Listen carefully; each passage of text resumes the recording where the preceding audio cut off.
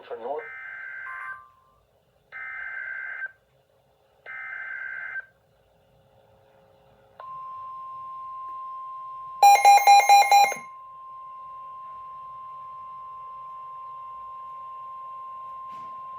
The National Weather Service in League City has issued a severe thunderstorm warning for central Brazoria County in southeastern Texas until 3:30 p.m. Central Daylight Time.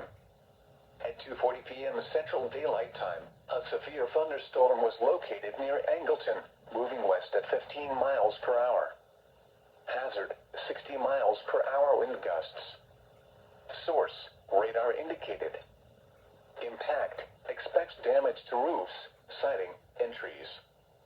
Locations impacted include Lake Jackson, Angleton, Clute, West Columbia, Richwood, Brazoria, Jones Creek, Danbury, Holiday Lakes, Bailey's Prairie, Bonney, and Wild Peach Village.